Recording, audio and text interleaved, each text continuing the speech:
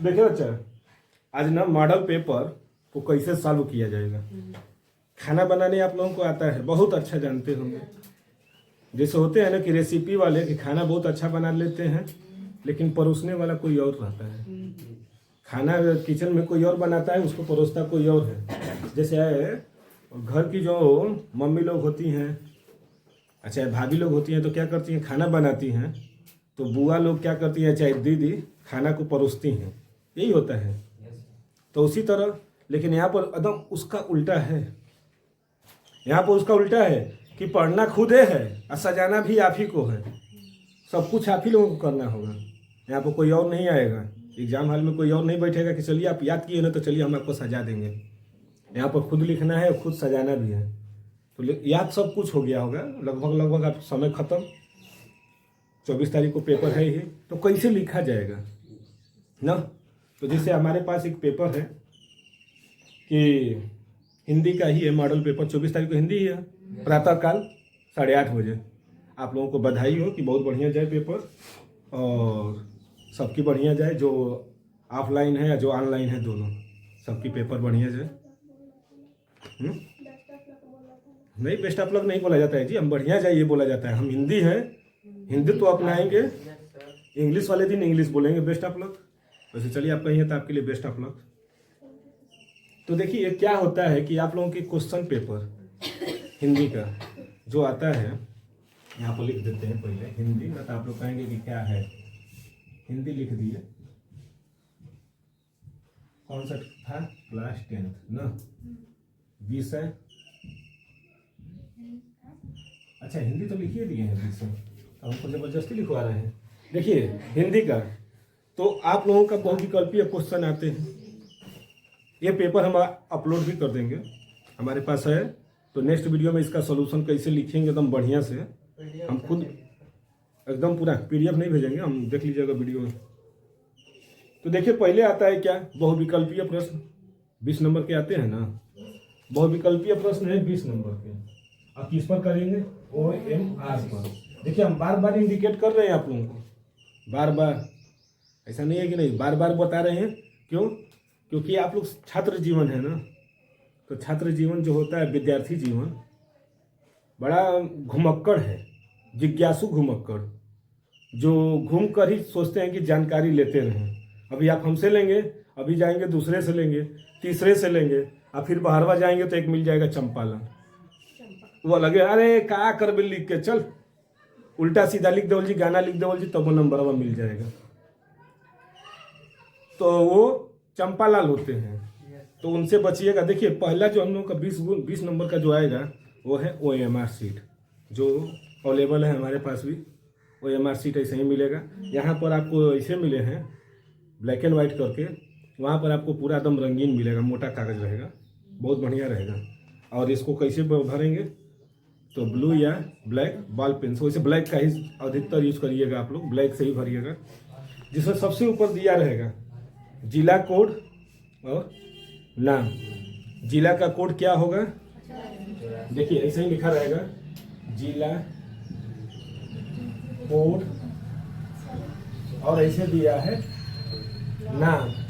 देखिए जिला कोड और नाम ऐसे दिया है। तो जैसे जिसके जिला का जो जनपद का जो कोड है आपके प्रवेश पत्र पर मिल जाएंगे, प्रवेश पत्र पर है, प्रवेश पत्र पर मिलेंगे। जैसे गाजीपुर वाले जिले का है तो कितना हो जाएगा, 84। और जिले का नाम क्या होगा, तो ऐसे ऑब्लिक करिएगा और क्या लिख देंगे, गाजीपुर, यही ना। इसके बाद दिया है केंद्र कोड। केंद्र कोड जानते हैं, इसके लिए क्या करिएगा, केंद्र कोड आपके दिया रहेंगे, प्रवेश पत्र पर होगा। जाएंगे जिस विद्यालय में तो वहां पर उसका केंद्र कोड मिल जाएंगे। इसके बाद इसी के नीचे में आता है अनुक्रमांक। अनुक्रमांक, तो अनुक्रमांक में क्या करेंगे, अपना रोल नंबर ध्यान से भरिएगा, एक एक अक्षर पढ़कर मिला लीजिएगा 2 बार। और जब जमा करना होगा फिर भी मिलाइएगा रोल नंबर। रोल नंबर अगर गलत हुआ तो आप लोगों का सब मेहनत 12 अंकों का है, 10 अंकों का है कि 12 अंकों का है। अब देख लीजिएगा आप लोगों के प्रवेश पत्र पर अनुक्रमांक दिया है, तो वह आप लोग अपना देख लीजिएगा इसके बाद दिया है विषय कोड ना, विषय कोड और नाम। विषय कोड क्या है? होता है जैसे हिंदी है तो हिंदी का विषय कोड हिंदी के पेपर में दिया रहेगा, उसके लिए आप लोग चिंता मत करिएगा, वो आपके पेपर में जरूर दिया रहता है, पेपर में दिया रहेगा। और उसका कोड पूछता है विषय कोड और नाम क्या है, तो हिंदी। अगर हिंदी का देने जा रहे हैं तो हिंदी, तो विषय कोड हिंदी का 901 है, पता है ना? आप लोगों को प्री बोर्ड में दिए होंगे तो 901 लिखवाया गया था। तो यही करेंगे, क्या ऐसे लिख देंगे जो दिया रहेगा 901 क्या हिंदी, ये दे देंगे। इसके बाद आता है प्रश्न पत्र संख्या। आपका कौन सा है प्रश्न पत्र संख्या? आप लोगों में तो कोई आता नहीं है फर्स्ट सेकंड थर्ड, तो क्या लिखेंगे? केवल। आपके पेपर में भी लिखा रहता है लेकिन नहीं लिखा है, ये हो गया। इसके बाद ठीक उसके नीचे आएंगे तो 20 को ऑप्शनली ये दिया है। उसी के बगल में देखेंगे तो प्रश्न पत्र मार्का, कोई बात नहीं, प्रश्न पत्र संख्या ऐसे लिखेंगे। देखिए इसके बाद दिया है ना, इसके 20 अंकों ऐसे गोला दिए रहेंगे, उसी के बगल में दिया है प्रश्न पत्र मार्का या सीरीज। तो आपका सीरीज दिया रहेगा, जैसे किसी का डीजे, प्रश्न पत्र मार्का नहीं भरने आएगा, छोड़ दीजिएगा।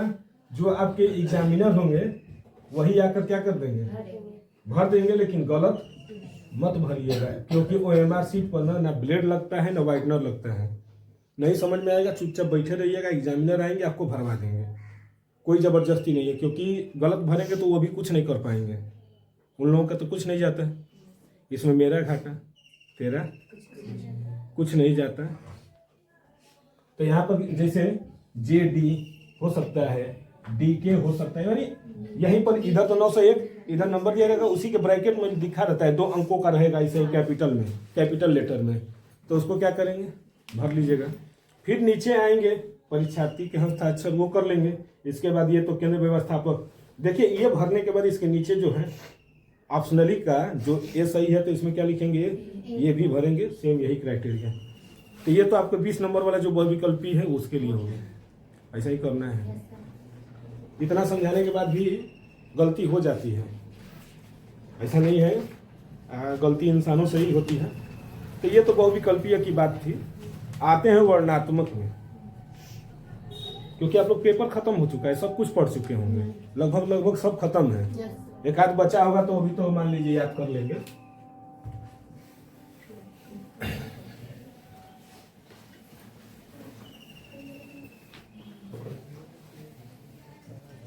देखिए वर्णात्मक में जब जाएंगे तो आपको मिलेंगे तो ऐसे ही कापी रहेगी, कापी एकदम इसी तरह मिलेगा, थोड़ा सा चौड़ा रहेगा, हमारे पास ये वाला है। इसको ऐसे जो ही पलटेंगे है ना, तो हाई वाला पेज क्या करिएगा आप लोग पूरी तरह से छोड़ देंगे, क्योंकि ये तो एकदम इस पर लिखा है। और किस पर शुरू करेंगे तो इस वाले पेज पर शुरू। क्या लिखेंगे पहले, वर्णात्मक प्रश्न, वर्णात्मक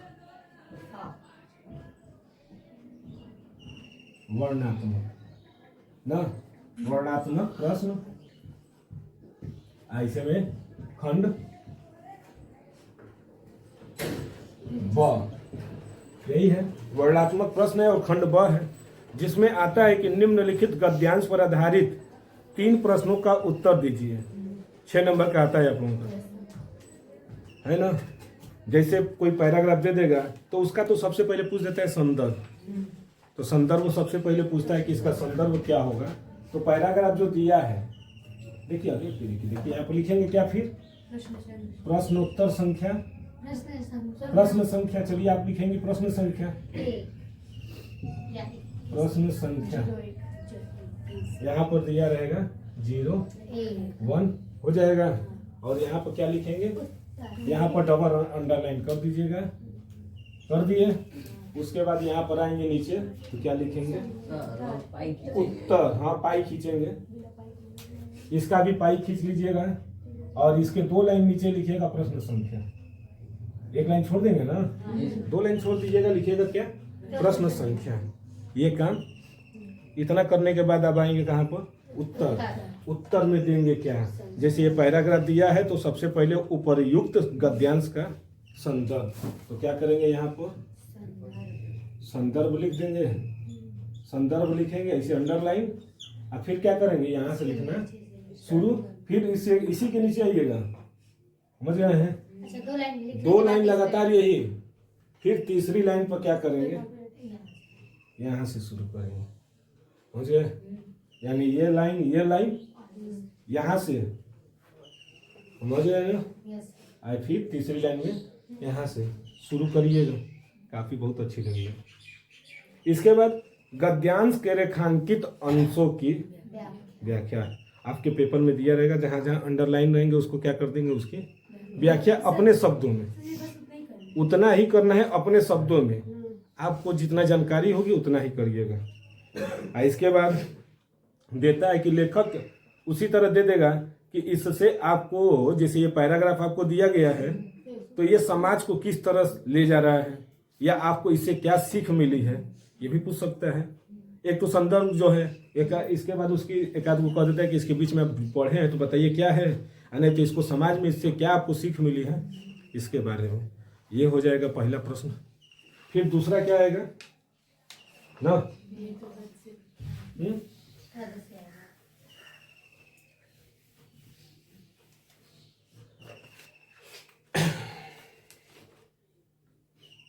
फिर आएंगे इसी तरह प्रश्न संख्या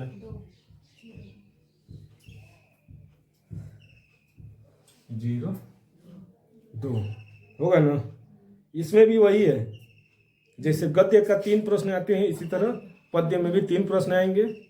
तो जानते हैं आप लोग क्या करिएगा, गद्य से ममता और मित्रता पढ़ डालिएगा। नहीं, ममता और मित्रता दोनों में से एक मिल जाएंगे। इधर से आइएगा तो पद और वो धनुष भंग, सूरदास के पद, वही पद या फिर धनुष भंग कर लीजिएगा तो वो मिल जाते हैं। तो देखिए इसमें भी वही कहानी आएगी कि पहले उपर्युक्त पद्यांश के क्या लिखेंगे, तो यहाँ पर ऐसे लिखने के बाद क्या करेंगे, अंडरलाइन, इसके बाद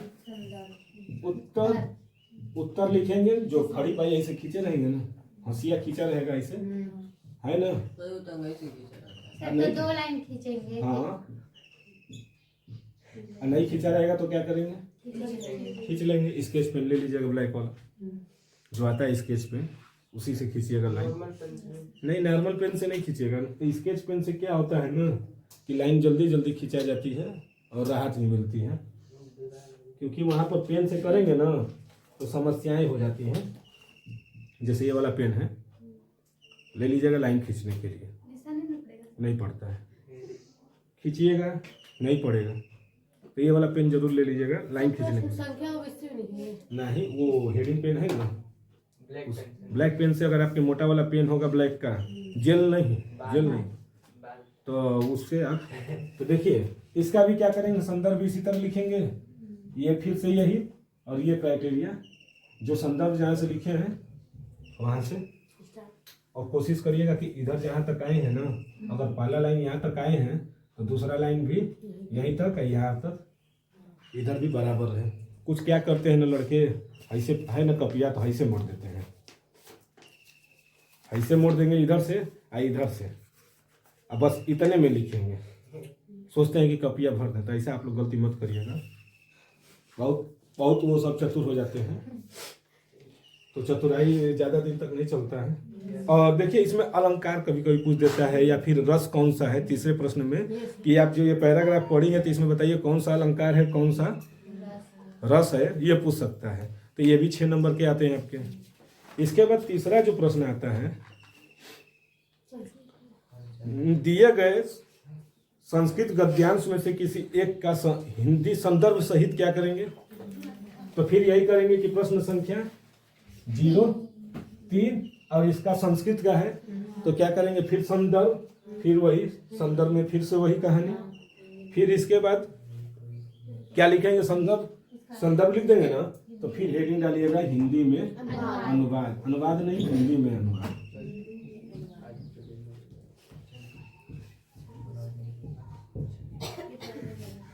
ऐसे खींच लीजिएगा लाइन, और फिर वही शुरू यहाँ से। नहीं, हिंदी में ना देंगे, संस्कृत लिखा रहेगा।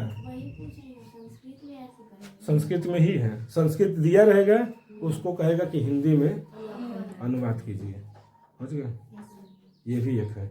ठीक इसी के अपोजिट आता है पद्य।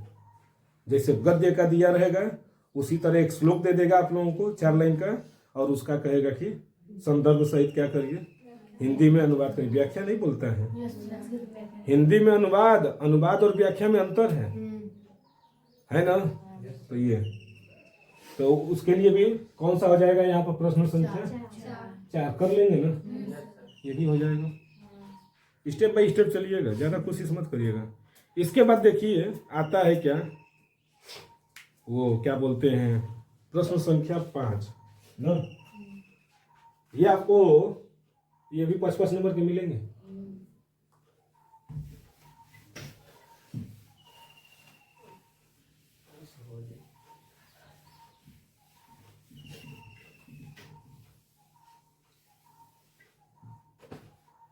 फिर डालेंगे क्या, प्रश्न संख्या 5।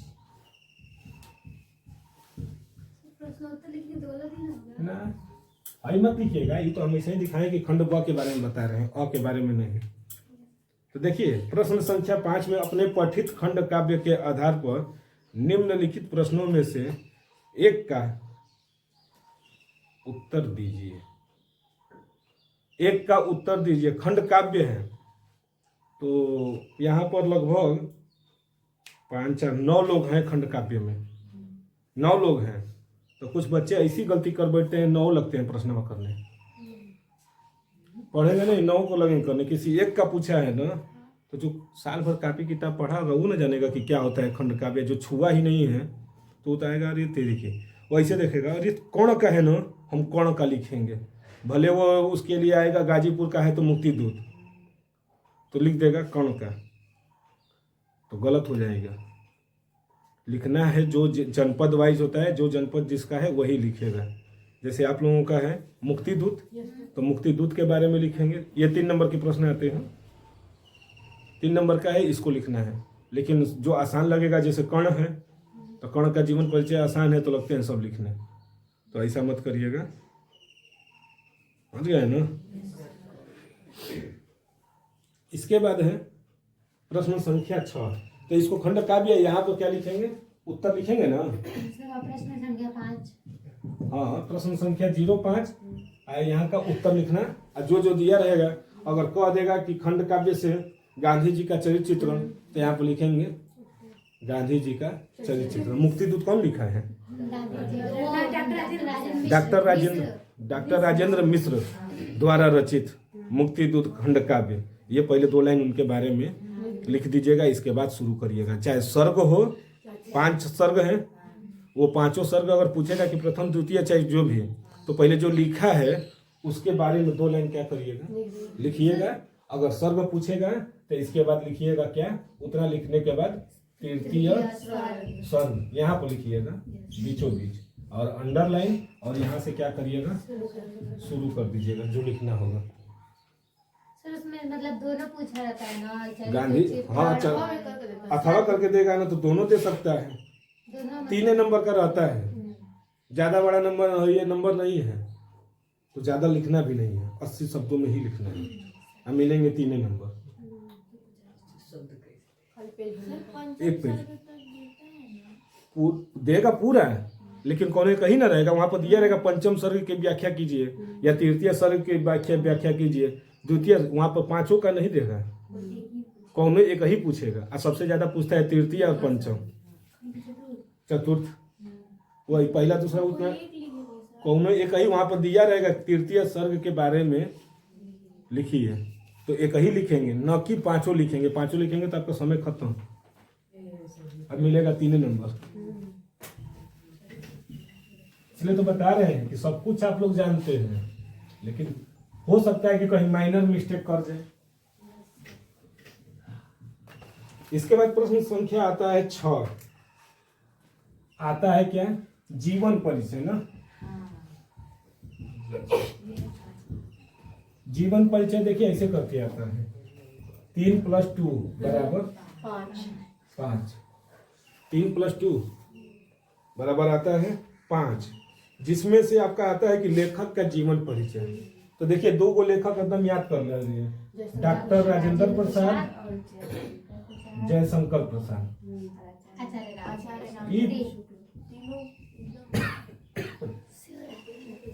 जयशंकर प्रसाद, ये दोनों को याद न कर लीजिए, और आचार्य रामचंद्र शुक्ल। ये तीनों अगर याद कर लिए तो लगभग सब मिल जाएंगे ना। शुक्ल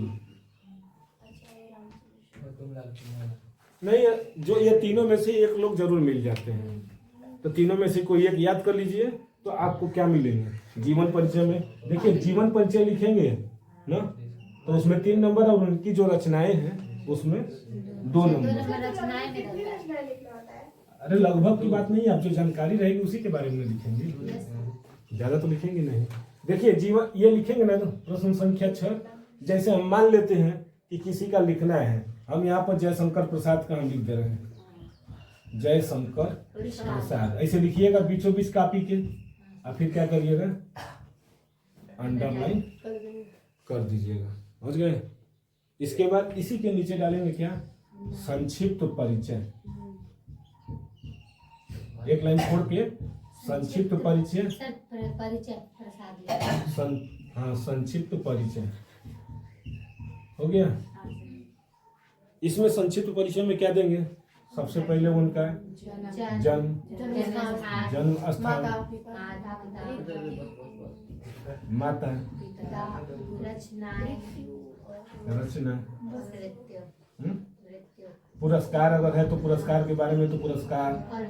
इसके बाद शिक्षा भी डाल दीजिएगा, मतलब जितना जो आपको अच्छा लगे कि नहीं ये मुख्य चीजें हैं उनको, जो वो लिखे रहेंगे उसी के बारे में फिर वो फिर इसके बाद हेडिंग डालेंगे यहाँ पर साइड में क्या, जीवन परिचय, और वहां से शुरू करिएगा तो जीवन परिचय लिखने के बाद फिर साहित्यिक परिचय, और फिर उनकी कृतियां क्या क्या है, यानी उनकी रचनाएं। तो रचनाएं लिख दीजिएगा 2-4, अगर याद रहेगा तो लिख देंगे, नहीं याद रहेगा तो नहीं लिखेंगे, तो फिर नंबर नहीं मिलेगा। साहित्य परिचय में जो जो योगदान दिए वही है। देखिए ये तो हो गए प्रश्न नंबर 6। अब आएंगे प्रश्न नंबर है ये 6वां का ख। क्या होता है इसमें, कवियों का जीवन परिचय यही आता है। जैसे उसका लिखेंगे ना, लेखक वाला बताए हैं, सेम क्राइटेरिया इनका भी है। इसमें सबसे ज्यादा तुलसीदास जी का याद कर लीजिएगा, तुलसीदास और सूरदास, और एक याद कर लीजिएगा महादेवी वर्मा, क्योंकि महादेवी वर्मा यही एक महिला है, तो भारत के एक महिला को इस समय आगे ले जाने की कोशिश कर रहा है, तो इनको भी दे देगा। ये तीनों जीवन परिचय याद कर लीजिएगा, और वही क्राइटेरिया जन्म स्थान, माता पिता, शिक्षा, पुरस्कार, मृत्यु, फिर जीवन परिचय, साहित्यिक परिचय, यानी इनकी जो क्या दिया है, हाँ इनकी प्रमुख रचनाएं सब दे कर ही रहे हैं। ये भी कितने नंबर के आते हैं, 5 नंबर के ये भी हैं। इसके बाद आता है देखिए 6वां का क और ख तो हो गया। अब आते हैं क्या, 7वां नंबर।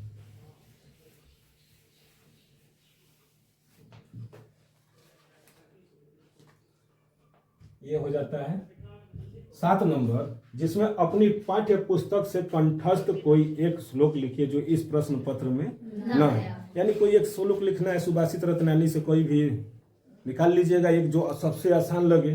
2 को याद कर लीजिएगा, हो सकता है पेपरवा में आ जाए, तो इससे अच्छा है कि 2 को श्लोक याद कर लीजिएगा। तो इसके लिए आपको कितने नंबर मिलेंगे, लिखिएगा ये, और यहाँ पर लिखिएगा संस्कृत में श्लोक, हेडिंग डालिएगा जरूर, संस्कृत में श्लोक, और यहाँ से लिखना 2 लाइन लिखकर छोड़ दीजिएगा, ठीक। संस्कृत में श्लोक नहीं, पेज क्यों छोड़ेंगे आप, वो बड़े हो गया तो कहाँ से छोड़ पाएंगे। 2 ही लाइन का आता है। इसके बाद और फिर यहाँ पर अपना जो रहेगा 2-3 लाइन छोड़कर फिर आता है 8वां में कि निम्नलिखित में से किन्हीं 2 प्रश्नों का संस्कृत में उत्तर दीजिए।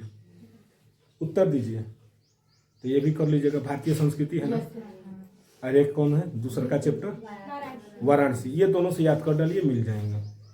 वाराणसी और भारतीय संस्कृति से अगर याद कर लेंगे तो दोनों में से मिल जाते हैं। एक आ जाते हैं वो चंद्रशेखर आजाद का, वो भी इम्पोर्टेंट है। तो ये भी कितने दो पूछा है ना, तो इसको हटा देते हैं। अब आ जाते हैं प्रश्न संख्या 8 और क्या उत्तर। और उत्तर में क्या लिखेंगे जो लिखा रहता है, जैसे पहले का हम आंसर दे रहे हैं और फिर हम तीसरे का आंसर दे रहे हैं तो यहाँ पर क्या लिखेंगे तीसरे का उत्तर, समझ गए ना। ये भी 2 नंबर का। लास्ट में आपका आता है 9वां प्रश्न कि निम्नलिखित में से किसी एक विषय पर निबंध लिखिए। यही आता है 9वां नंबर आता है आपका निबंध। तो निबंध में हम इम्पोर्टेंट जो है पीछे हम बता दिए हैं वीडियो में, है ना, जिसमें मान लेते हैं कि पर्यावरण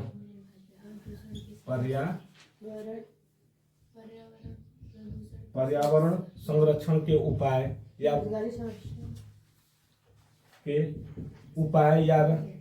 पर्यावरण की सुरक्षा, यानी पर्यावरण पर जितना आएगा इसी तरह पूछ सकता है, घुमा कर ही पूछेगा। सीधा पूछा तो सीधा लिखेंगे, लेकिन पर्यावरण के। इसके बाद आता है आतंकवाद, ये भी इम्पोर्टेंट है, जो आज देश में क्या हो रही है, कारण और निवारण ना। पीछे हम वीडियो में डाल चुके हैं आतंकवाद, ये दोनों पीछे जाएंगे तो मिल जाएंगे। जनसंख्या ये भी मिलेगा आपको,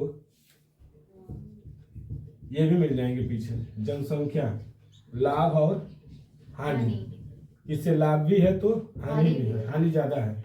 एक आता है नारी सशक्तिकरण, समझ गए ना, सशक्तिकरण। ये चारों जो वीडियो जाएंगे हमारे तो पीछे वीडियो मिल जाएंगे। ये चारों हम डाल चुके हैं, चारों इंपॉर्टेंट है, चारों हमारे वीडियो में मिल जाएंगे, पीछे जो ही जाएंगे तुरंत है। इसके बाद देखिए पर्यावरण, जैसे ये लिखना होगा निबंध, तो निबंध लिखने के भी कई क्राइटेरिया होती है।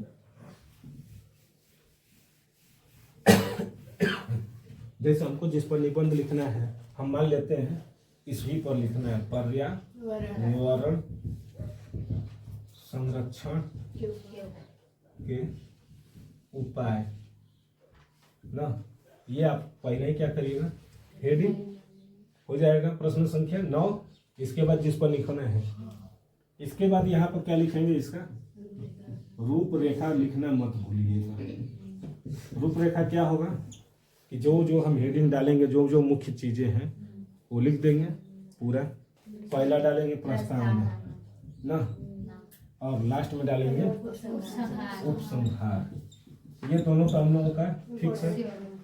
प्रस्तावना में जो जो आप जानती हैं, तो यहाँ पर रूपरेखा लिखने के बाद क्या लिखेंगे, प्रस्तावना। कोशिश करिएगा कि हेडिंग और यही हेडिंग आमने सामने ही रहे, इधर उधर नहीं कि नहीं ये यहाँ पर डाल दिए तो दूसरा का यहाँ पर, सब बराबर है, उधर से भी बराबर लेते आएंगे। और लास्ट में उपसंहार लिख देंगे। आपको मिलेंगे इस पर 7 नंबर। 9 नंबर 12th के लिए, आपके लिए 7 नंबर है। और लास्ट में पूछता है पत्र लेखन, लास्ट में जो है पत्र लेखन है।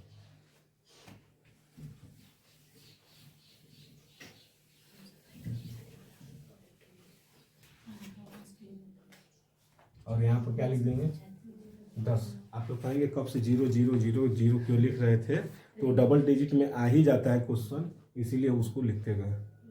अब आगे यहाँ पर डबल डिजिट ना, तो इसीलिए। तो देखिए एक आता है जैसे पत्र आते हैं छात्रवृत्ति के लिए, शुल्क माफी के लिए, सबसे ज्यादा आता है शुल्क माफी और छात्रवृत्ति के लिए, या फिर नगर निगम में सफाई कर्मी सफाई के लिए, चाहे बैंक से ऋण लेने के लिए, तो ये सब आते हैं, है ना। तो वो लिख देंगे यहाँ पर क्या जो लिखा रहेगा, पत्र अगर लिख रहे हैं तो यहाँ पर लिख देंगे पत्र लेखन ना। इसका लिखेंगे क्या उत्तर लिखेंगे। तो विषय जरूर एक बार, जैसे पूरा उनका बायोडाटा लिख दीजिएगा स्कूल में, तो विषय जरूर लिखेगा कि किस विषय में लिख रहे हैं। चाहे बैंक को भी लिख रहे हैं तो पहले तो बैंक वाले का बैंक अधिकारी जो लिखना रहता है सब लिख लेंगे, और फिर ऊपर लिखने से पहले महोदय लिखते हैं ना, हाँ। यहाँ पर महोदय लिखते हैं ना, हाँ। महोदय या महोदया, तो ठीक उसी के ऊपर लिखिएगा क्या पहले, विषय, किस विषय में हम ले रहे हैं, तो विषय हम लिखना जरूरी है। विषय मतलब नहीं लिखेंगे तो समझ में नहीं आएगा कि किस पर हम क्या कर रहे हैं, तब जाकर आपको कितना मिलेगा, 70 में 70। इतना सजाने के बाद कैसे सजेगा, ये पेपर का सॉल्यूशन हम वीडियो में अपलोड कर देंगे। जैसे ये है तो इसी का अपलोड हम कर देंगे, ये पेपर का। हाँ जी हाँ। तो पेपर को लिखने से पहले उसकी रूपरेखा तैयार की जाती है, जैसे अभी बताए थे रूपरेखा। अगर फॉर्मेटे नहीं पता रहेगा तो क्या होगा, हो गया ना।